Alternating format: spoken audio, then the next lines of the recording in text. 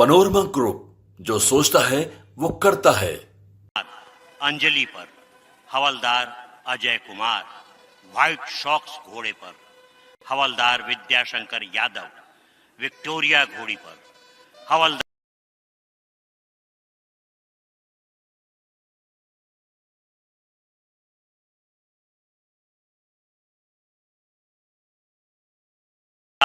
महेंद्र राम, जांबाज घोड़ा पर सिपाही विकास सिंह। मंच के निकट पायलट में हैं बिहार पुलिस की सिपाही कुमारी दीप शिखा और सुश्री कुशा। आज के समारोह के मुख्य अतिथि माननीय मुख्यमंत्री श्री नीतीश कुमार की सवारी मंच के निकट आकर खड़ी हो गई है। उनकी आगवानी के लिए उपस्थित हैं आयुक्त पटना प्रमंडल पटना, पुलिस महानिदेशक बिहार एवं कमांडर बिहार झारखंड सब एरिया दानापुर, जिलाधिकारी पटना के साथ राज्य सरकार के अन्य वरीय पदाधिकारीगण। माननीय मुख्यमंत्री महोदय मंच की ओर बढ़ते जा रहे हैं। अब कुछ ही देर में उन्हें सलामी दी जाएगी। जनरल सल्यूट, सलामी शस्त्र।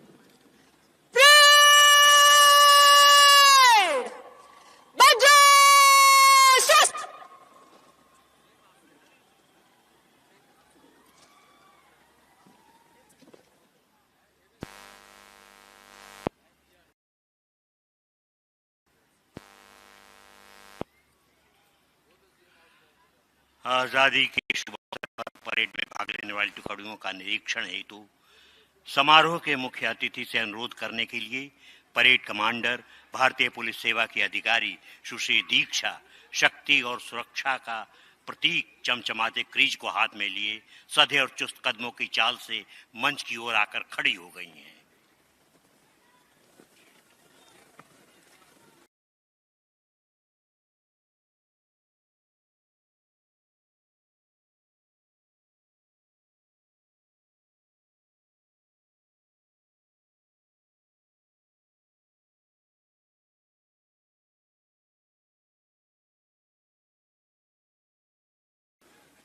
श्रीमान, स्वतंत्रता दिवस परेड।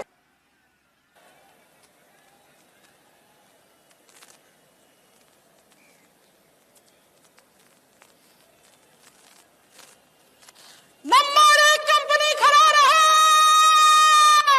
बाकी परेड विश्राम।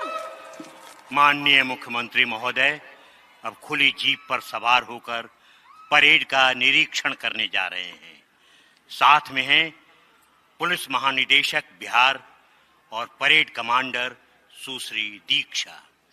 जीप ड्राइव कर रहे हैं HQRT के ASI मनोज कुमार सिंह। सामने खड़ी टुकड़ियां जवानों की है।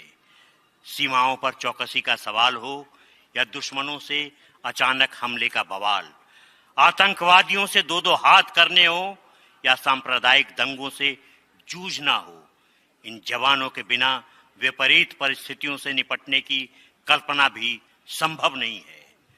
अपने परिवार से दूर रहकर ये जवान कभी बर्फीली चोटियों पर, कभी झुलसा देने वाले रेगिस्तानों में, कभी दलदली बंजर इलाकों में, तो कभी अंदरूनी हिस्सों में सांप्रदायिकता, आतंकवाद, प्राकृतिक आपदा के समय अपना कर्तव्य निभाते रहते हैं। सामने चाहे कितनी बड़ी विपदा क्यों ना आ जाए, ये जवान कभी उफ तक नहीं करते और हंसते हुए उन विपदाओं का सामना करने के लिए सदैव तत्पर रहते हैं। कभी कभी इन्हें मौत को भी गले लगाने के लिए तैयार रहना पड़ता है। जय जवानों की जय हिंद बोली ये ऐसी वैसी बोली नहीं है, बादलों की गरज और तड़प है ये, कायरों की ये टोली नहीं है। हिंदुस्तान वतन है ऐसा जो कोई ना छोड़ पाए, रिश्ता हमारा इससे है ऐसा जो कोई तोड़ ना पाए। दिल होंगे कई पर जान एक है हमारी, हिंदुस्तान हमारा है और इसकी ये शान है हमारी। माननीय मुख्यमंत्री महोदय की सवारी धीरे धीरे आगे बढ़ती हुई सामने खड़ी टुकड़ियों का निरीक्षण करने हेतु सबसे पहली टुकड़ी जो है वो है सीआरपीएफ की। कंपनी कमांडर है निरीक्षक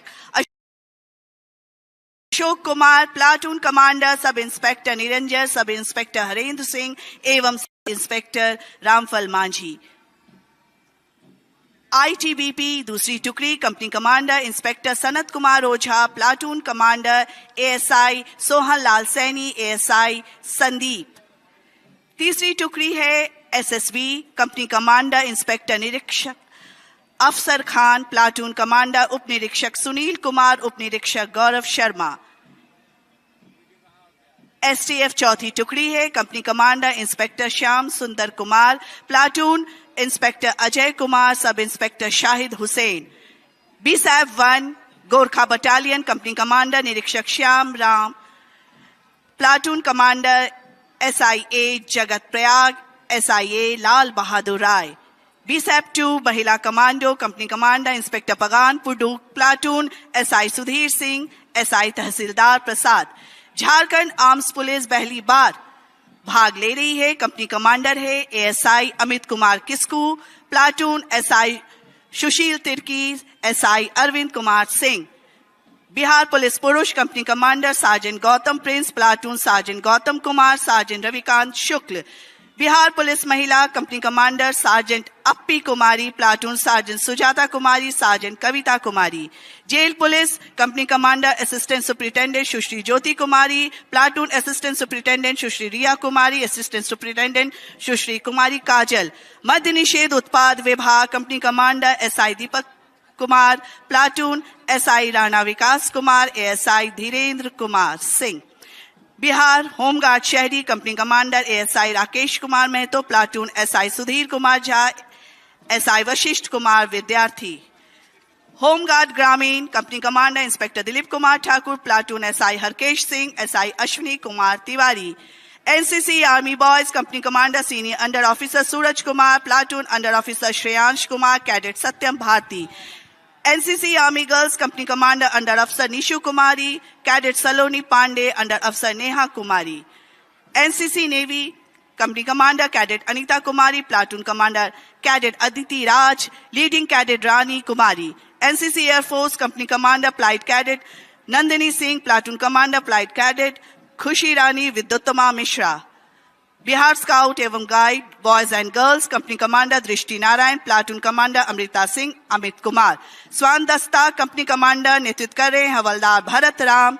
अग्निशाम दस्ता कंपनी कमांडर हवलदार मंटू प्रसाद, चालक विनोद कुमार। और हमारी सामने खड़ी बैंड की टुकड़ी बीआरसी पाइप बैंड नेतृत्व कर रहे हैं सूबेदार CHS राम उरांव।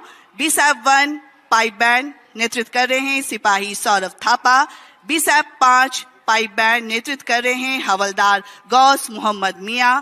और बिहार होमगार्ड ब्रास बैंड नेतृत्व कर रहे हैं हवलदार अर्जुन राम। स्वतंत्रता संग्राम के दौरान देश प्रेम का अर्थ था जेल जाना, संघर्ष और त्याग करना। आज के संदर्भ में देशभक्ति का अर्थ होता है बस यही, कड़ी मेहनत, ईमानदारी से काम करना और मिलकर काम करना। हमें देश के लिए जान देने का मौका भले न मिला हो, लेकिन आज देश के लिए जीने का मौका जरूर मिला है। ऐसा काम करने का अवसर जो हमारा नियमित काम ही हो, किंतु अच्छी भावना के साथ किया गया, यही देशभक्ति होगी। ऐसी कौन सी भावना है, कौन सी बातें हैं जिन्हें आज जश्न आजादी के पुनीत अवसर पर सोचे। भारत देश यानी मानवता, अधिकार नहीं कर्तव्य, एक घटना, एक राष्ट्रीय चिन्ह, एक रचना और एक प्रतीक के माध्यम से देश ने क्या दिया और क्या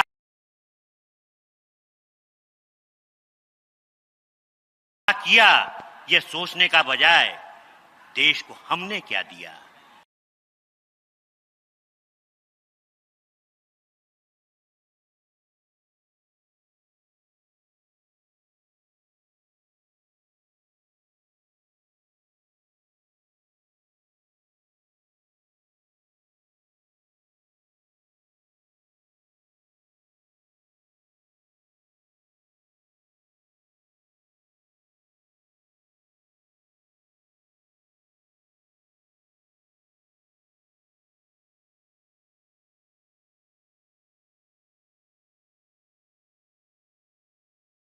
और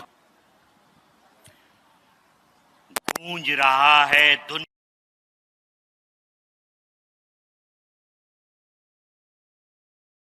में भारत का नगाड़ा, गूंज रहा है दुनिया में भारत का नगाड़ा, गूंज रहा है दुनिया में सितारा। आजादी के दिन आओ मिलके करें दुआ कि बुलंदी पर लहराता रहे तिरंगा हमारा। कुछ ही क्षण में माननीय मुख्यमंत्री जी के करकमलों द्वारा पवित्र राष्ट्रीय ध्वज हवा में लहराने लगेगा।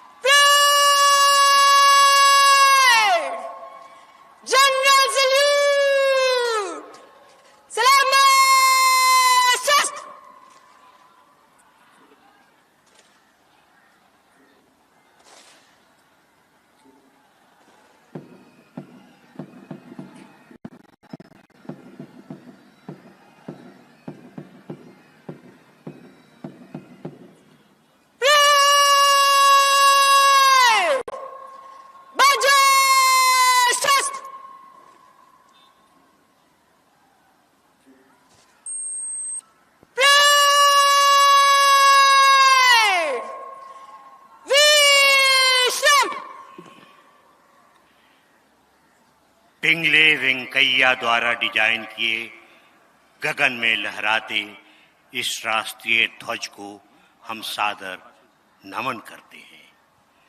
अब माननीय मुख्यमंत्री बिहार श्री नीतीश कुमार जी बिहार की जनता को संबोधित करेंगे।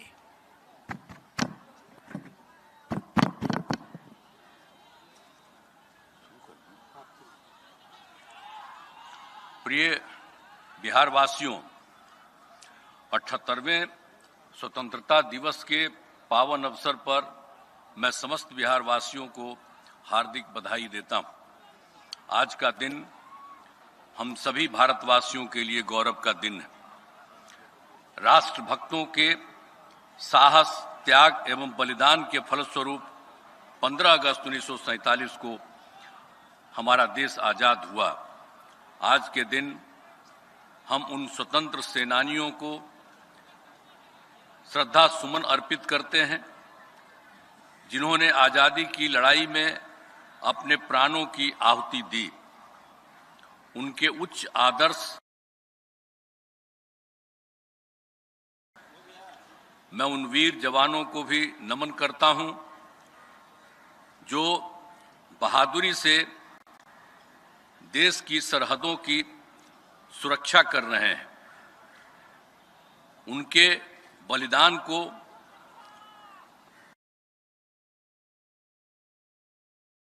देश की रक्षा करने वाले भारतीय सेना का हम अभिनंदन करते हैं। इतिहास इस बात का गवाह है कि बिहार ने स्वतंत्रता आंदोलन में अग्रणी भूमिका निभाई। बिहार के लोगों ने हमेशा राष्ट्र निर्माण में बढ़-चढ़कर हिस्सा लिया और देश के लोकतंत्र को मजबूती प्रदान की है। वर्ष 2005 में जब से हम लोगों को काम करने का मौका मिला है, तब से राज्य में कानून का राज है। राज्य में कानून का राज बनाए रखना सरकार की सर्वोच्च प्राथमिकता है। सरकार द्वारा अपराध नियंत्रण एवं विधि व्यवस्था संधारण के लिए सभी आयामों पर योजनाबद्ध तरीके से काम किया जा रहा है। तो पता चला कि बिहार में पुलिस बल की संख्या मात्र 42,481 है, जो जरूरत के हिसाब से बहुत कम थी। इसलिए उसी समय पुलिस की संख्या को बढ़ाने का निर्णय लिया गया। इसके लिए नए पदों का सृजन किया गया और पुलिस में बहाली की गई। अब पुलिस बल की संख्या बढ़कर 1,10,000 हो गई। लेकिन हमने 2023 के पहले भी सुझाव दिया कि हमारी जरूरतों के हिसाब से पुलिस की संख्या को और बढ़ाया जाए। तब पदों की संख्या को बढ़ाकर 2,27,000 तय किया गया है और बहाली का काम शुरू हो गया है। इसी अगस्त माह में पुलिस के 21,000 पदों के लिए परीक्षा आयोजित हो रही है। उम्मीद है कि इस साल और अगले साल के प्रारंभ में भी पुलिस के सभी पदों का बहाली पूरी कर ली जाएगी। पुलिस के लिए वाहन एवं अन्य आवश्यक संसाधन उपलब्ध कराए गए हैं ताकि विधि व्यवस्था संधारण तथा अनुसंधान में किसी प्रकार की दिक्कत न हो। आप लोग देख ही रहे हैं कि वर्ष 2005 में हम लोगों ने कितना काम किया है। शुरू से ही शिक्षा एवं स्वास्थ्य के क्षेत्र में विशेष ध्यान दिया है। पहले बहुत कम स्कूल थे और शिक्षकों की काफी कमी थी, जिसके कारण स्कूलों में ठीक से पढ़ाई नहीं होती थी। गरीबी के कारण 5वीं कक्षा के बाद लड़कियां भी पढ़ नहीं पाती थी। इसलिए सबसे पहले अनेक नए स्कूल खोले गए और कई स्कूलों में नए क्लासरूम बनाए गए। वर्ष 2006-07 में लड़के लड़कियों के लिए पोशाक योजना शुरू की गई। वर्ष 2008 में 9वीं क्लास की लड़कियों को विद्यालय जाने के लिए साइकिल योजना चलाई गई और बाद में वर्ष 2010 से लड़कों को भी साइकिल दी गई। बालिका शिक्षा को बढ़ावा देने के लिए सभी पंचायतों में उच्च माध्यमिक विद्यालय 10+2 स्कूल खोले गए। लड़कियों को 12वीं पास करने पर पहले 10,000 मिलते थे, जिसे बढ़ाकर अब 25,000 रुपये कर दिया गया है। और वहीं ग्रेजुएट पास होने पर 25,000 से बढ़ाकर अब 50,000 रुपये की प्रोत्साहन राशि दी जा रही है। अब लड़कियां भी खूब पढ़ रही हैं और स्कूलों में लड़के लड़कियों की संख्या लगभग बराबर हो गई है। 2005 में जब हमारी सरकार आई तो विद्यालयों में शिक्षकों की कमी को देखते हुए वर्ष 2006-07 से पंचायत एवं नगर निकायों के माध्यम से बहाली की गई। कई चरणों में लगभग 4.25 लाख शिक्षकों को नियोजित किया गया। स्कूलों में पढ़ाई अच्छे ढंग से हो, इसके लिए अब निर्णय लिया गया है कि शिक्षकों की बहाली सरकारी तौर पर की जाए। वर्ष 2023 में बिहार लोक सेवा आयोग द्वारा 2,20,000 सरकारी शिक्षकों की नियुक्ति की गई है। शेष पदों पर भी बहाली की जा रही है।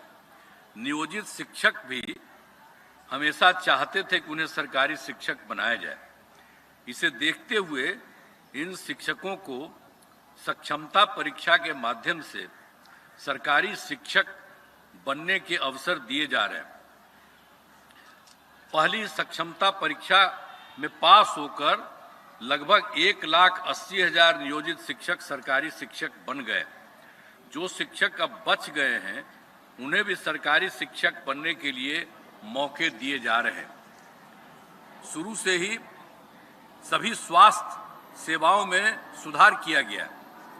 जब हमारी सरकार 2005 में आई थी उस समय स्वास्थ्य व्यवस्था की हालत खराब थी।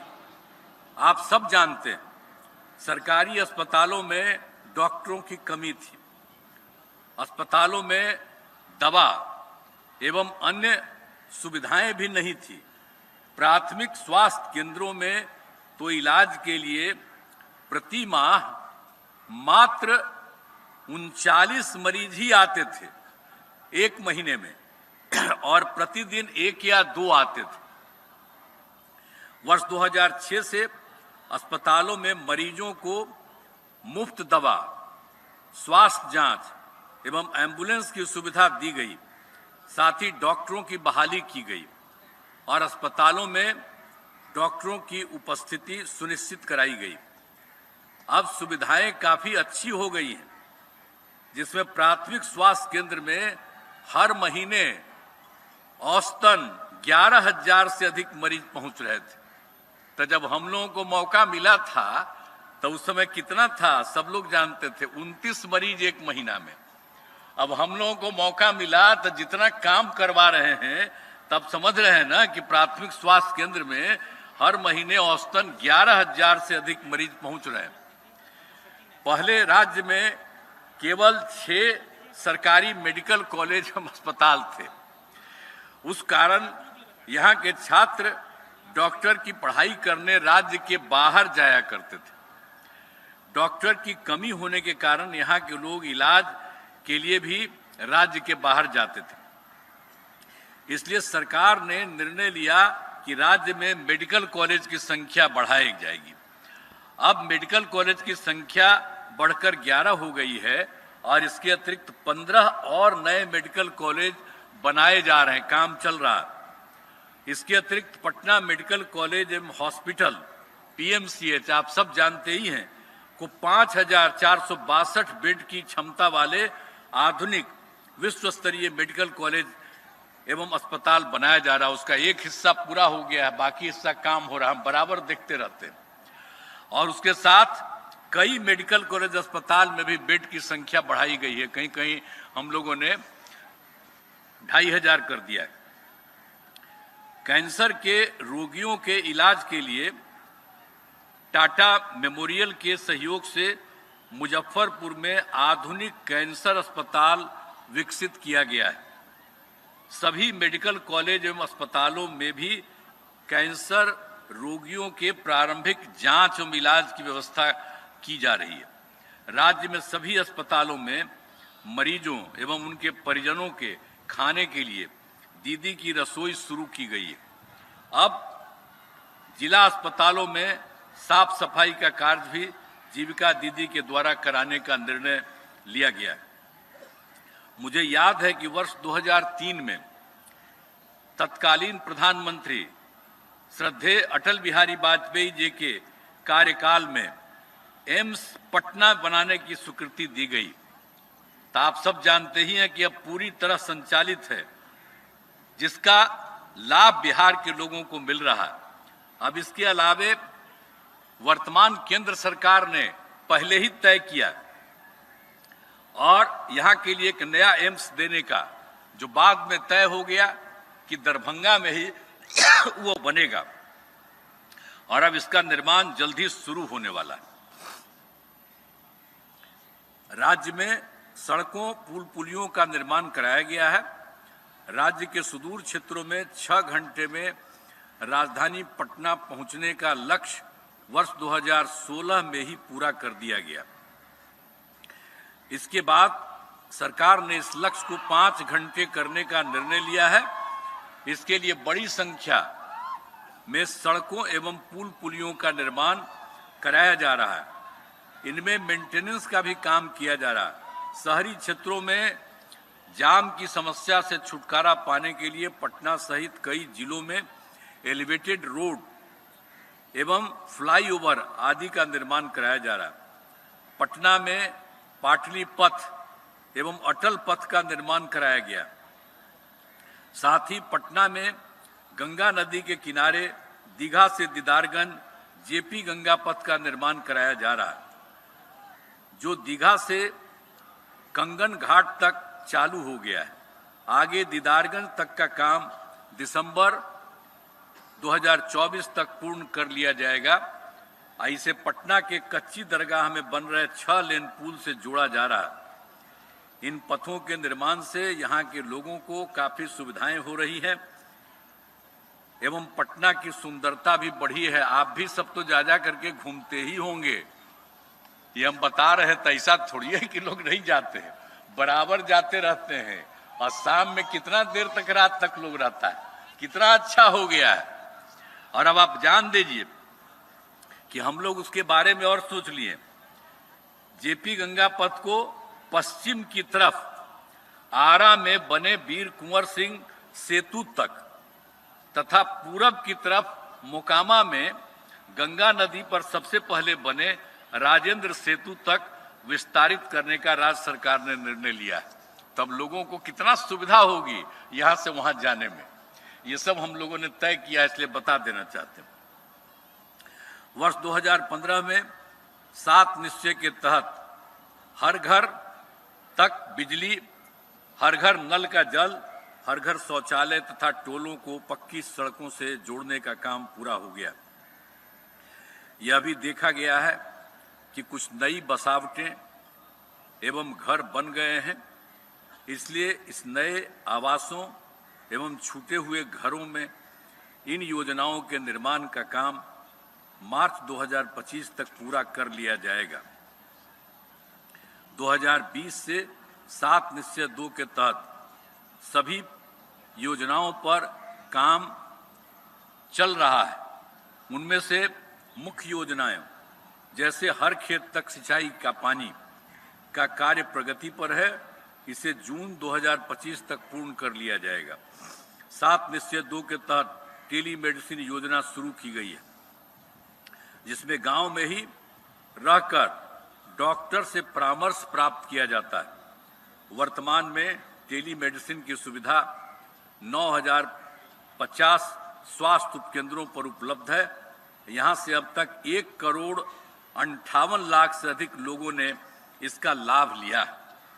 बाल हृदय योजना के तहत वर्ष 2021 से हृदय में छेद से पीड़ित बच्चों को अहमदाबाद के सतसाई अस्पताल भेजकर 650 बच्चों का निःशुल्क इलाज कराया गया।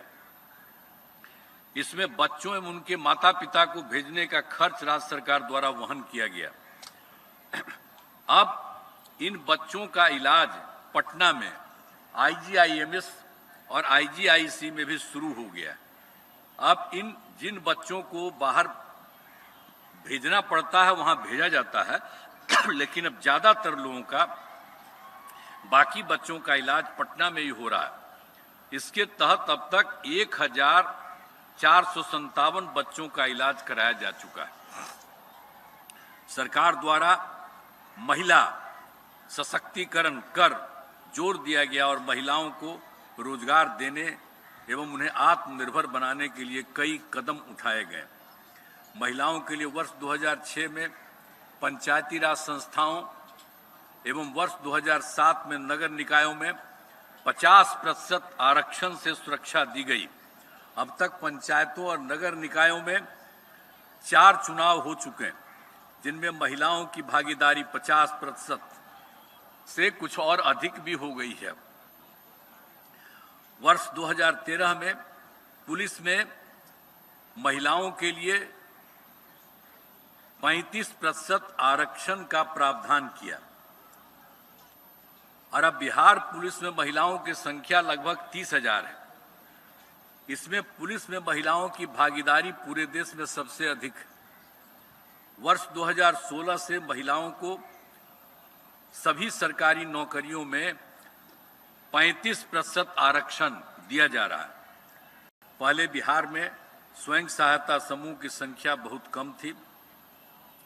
हमने वर्ष 2006 में विश्व बैंक से कर्ज लेकर राज्य में स्वयं सहायता समूह का गठन किया और उसमें महिलाओं को जीविका का नाम दिया। अब स्वयं सहायता समूह की संख्या 10,51,000 हो गई है। इसमें जीविका दीदियों की संख्या 1,31,00,000 हो गई है और अब इसी तर्ज पर शहरी क्षेत्रों में भी स्वयं सहायता समूह का गठन शुरू करा दिया गया है। राज्य के युवाओं को सरकारी नौकरी एवं रोजगार उपलब्ध कराया जा रहा है। वर्ष 2020 में 7 निश्चय 2 के तहत 10 लाख नौकरी, 10 लाख रोजगार देने के बारे में तय किया गया था। और यहां भी 1 साल हम कह रहे थे, आप लोगों को बता रहे थे। आप जरा देख लीजिए कितना बड़ा है। कुछ लोग ऐसे ही बोल देता है, हम लोग शुरू से कर रहे हैं, अब बीच में कोई हम लोगों के साथ आ गया तो इधर उधर बोलते रहता है। तो जरा जान लीजिए पूरा ये जो शुरू किया गया, अभी तो 5,16,000 युवकों को सरकारी नौकरी दी जा चुकी है, लेकिन इसके अतिरिक्त लगभग 2 लाख पदों पर नियुक्ति प्रक्रिया पूरी हो गई है। और अब हम लोगों ने तय कर दिया है इस साल और अगले महीने के चुनाव वगैरह के पहले युवाओं को 10 लाख की जगह 12 लाख सरकारी नौकरी दी जाएगी। जब हम लोग 22 में कह दिए थे 10 लाख का पहले से तय किया था, अब आप जान लीजिए कि अब उतना संख्या बढ़ रहा है कि अब 10 लाख से बढ़ करके 12 लाख हो जाएगा। लेकिन आप जानते हैं कि हम लोग रोजगार के बारे में भी 10 लाख कहे थे, लेकिन अब रोजगार की बात है। पिछले 4 वर्षों में विभिन्न क्षेत्रों में तो हम लोग तो 10 लाख का कहे थे, लेकिन विभिन्न क्षेत्रों में 24 लाख लोगों की रोजगार दे दिया गया है तथा इस साल और अगले साल के चुनाव के पहले 10 लाख और लोगों को रोजगार देने का लक्ष्य है। इस प्रकार 10 लाख रोजगार की जगह 34 लाख लोगों को रोजगार मिलेगा और 10 लाख नौकरी की तरफ 12 लाख नौकरी होगा। ये सब काम हम लोग पूरे तौर पर करवा रहे हैं।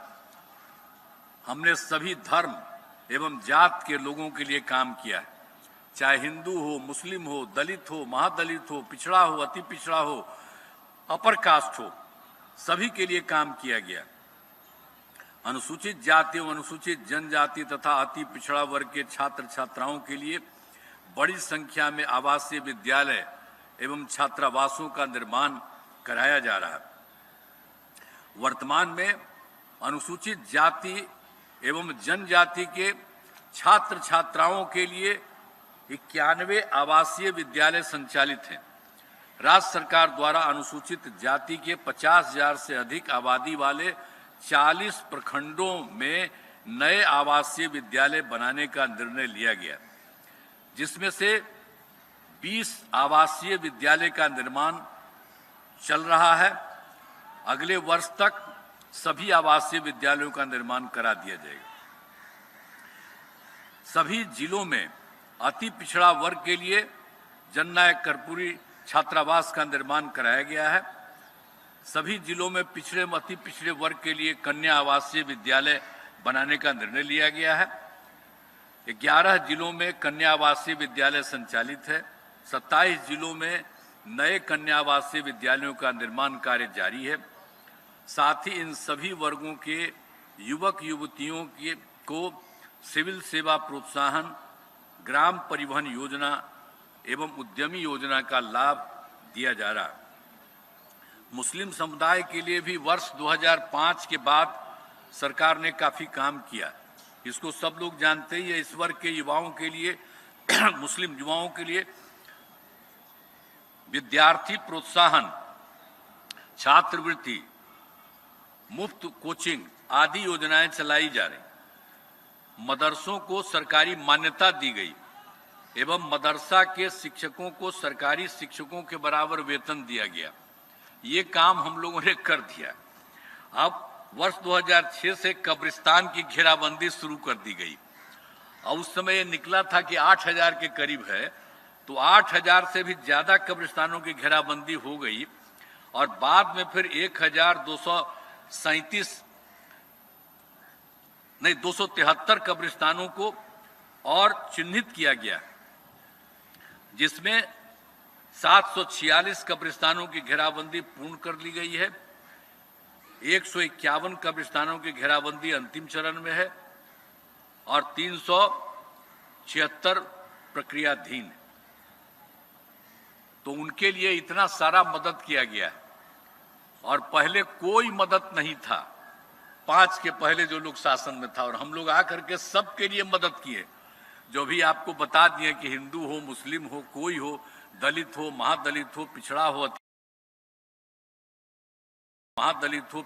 अति पिछड़ा हो, अपर कास्ट हो, सबके लिए हम लोगों ने काम किया। अब 2016 से 60 वर्ष से पुराने हिंदू मंदिरों की भी घेराबंदी की जा रही है, क्योंकि देखा जाता है कि मंदिरों में यदा कदा मूर्ति चोरी आदि की घटनाएं हो जाती थी। तो अब कोई झगड़ा झंझट नहीं होता है। हम लोगों ने मंदिरों की घेराबंदी की है। राज्य में प्रेम, भाईचारा एवं शांति का माहौल है और राज्य सरकार सभी धर्मों, हिंदू हो, मुस्लिम हो, सिख हो, ईसाई है, बौद्ध है, जैन का ख्याल रखती है और उनकी आस्था से। और आप सब लोग जानते हैं पटना में और सब जगह देखें विभिन्न धर्मों के लोगों के लिए कितना काम किया गया। अब उनकी आस्था से जुड़े महत्वपूर्ण स्थलों का सौंदर्यीकरण एवं यहां पर लोगों के लिए सुविधाओं का विकास किया गया है। वर्ष 2005 से बिहार का विकास तेजी से किया जा रहा है। वर्ष 2005-06 में हमारी सरकार बनने के बाद राज्य का बजट मात्र 28,000 करोड़ रुपए था। जब वो लोग आए थे, उसके बाद हम लोग आए, तो जो लोग आए थे तो उनका क्या था, 28,000 करोड़ रुपया था। और उसके बाद हम लोग जब आए तो 6-7 में बढ़ा करके तो 34,000 तुरंत किए, लेकिन उसके आगे कितना तेजी से बढ़ाने लगे। अब बढ़ते बढ़ते अब एक साल में 2,78,000 करोड़ रुपए हो गया, जो लगभग 10 गुना है जहां थे पहले। और अब हम लोग कितना काम किए। लेकिन अब आप लोग सब पत्रकार मित्र हैं, उनसे हम हाथ जोड़ करके प्रार्थना हम सब दिन करते हैं कि कृपा करके पुरानी बात को भी जरा लिख दीजिए। हमसे अगर नाराज हैं तो हम क्या कहेंगे, लेकिन हम तो काम करते हैं और हम आप लोगों के प्रति नाराज नहीं हैं। हम सब दिन आप लोगों की इज्जत करते रहेंगे, हम आपका सब दिन सम्मान देते रहते हैं, हम कभी किसी के खिलाफ नहीं बोलते हैं। तो हम आग्रह करेंगे कि जब पहले क्या था अब क्या किया गया है। अब आजकल कुछ भी कोई बयान देता है, छपता रहता है। कौन काम किया है? एक काम किया है। और लोग क्या किया है? लोग अपने घर को बढ़ाया, अपनी जगह पत्नी को बना दिया, बेटा बेटी यही सब करता रहा। हम लोग कभी किए हैं? बोलिए। तो कितना सब धंधा करते रहे हैं लोग, अब वही सब चीज चलता रहा है। तो हम आग्रह करेंगे कि जो हम लोग जितना काम करते हैं उन सब चीजों को ध्यान रखिए। अब आप समझ लीजिए कि 2,78,000 करोड़ रुपए हो गया है और लगभग 10 गुना। अब बिहार का विकास तेजी से हो, इसके लिए बिहार को विशेष राज्य का दर्जा और विशेष आर्थिक सहयोग की मांग हम लोग करते रहते हैं। अब वही लोग अभी बोलते रहता है, पहले कभी किए नहीं। अरे हम लोग तो 10 से था, सबको कितना देखा करके उसके बाद भी नहीं है किया। तो कोई कुछ किया है? नहीं किया। अब आजकल कुछ बोलते रहता है। खैर, हम लोगों ने तो ये कहा कि विशेष राज्य का दर्जा या विशेष आर्थिक सहायता सहयोग की मांग करते रहें। तो मुझे खुशी है कि अब केंद्र सरकार ने इस बार के बजट में विशेष आर्थिक सहायता के रूप में, जरा जान लीजिए, सड़क, उद्योग, स्वास्थ्य, पर्यटन, बाढ़ नियंत्रण आदि के लिए बड़ी राशि देने की घोषणा की है। इसके लिए मैं आदरणीय प्रधानमंत्री श्री नरेंद्र मोदी जी के प्रति आभार व्यक्त करता हूं और आशा है कि भविष्य में भी बिहार को इसी तरह आवश्यकता अनुसार सहयोग मिलता रहेगा। तो हम लोग तो काम करते रहते हैं, केंद्र सरकार का सहयोग है, सब कुछ मिलता रहेगा, ये हम आग्रह करेंगे। जान लीजिए, सब काम होता रहेगा। और एक एक चीज को, इन सब चीजों को जानते रहिए। अब सरकार की कामना है समाज में सद्भाव एवं भाईचारा का माहौल कायम रहे। सभी चुनौतियों के बावजूद हमारा राज्य प्रगति के पथ पर अग्रसर है। हमारा अतीत गौरवशाली है और विरासत समृद्ध है। हम उसी ऊंचाई को फिर से प्राप्त करना चाहते हैं। आइए, स्वतंत्रता दिवस के शुभ अवसर पर हम सब यह संकल्प लें कि बिहार को एक खुशहाल राज्य के रूप में विकसित करने के लिए अपना सहयोग प्रदान करेंगे। इस अवसर पर एक बार पुनः सभी बिहार वासियों को मैं अपनी शुभकामनाएं देता हूं। जय हिंद, जय हिंद, जय हिंद। बहुत बहुत प्रणाम। आज के समारोह के मुख्य अतिथि माननीय मुख्यमंत्री बिहार का जनता को संबोधन समाप्त हुआ।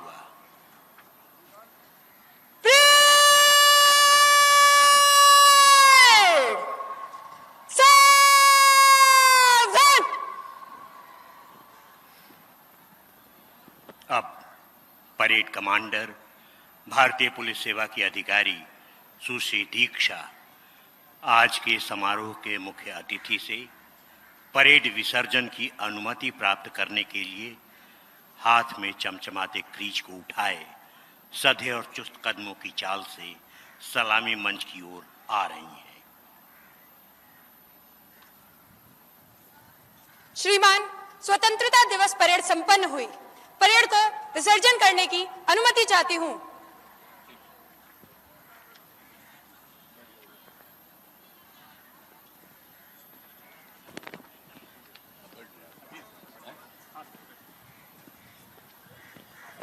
पनोरमा ग्रुप, जो सोचता है वो करता है।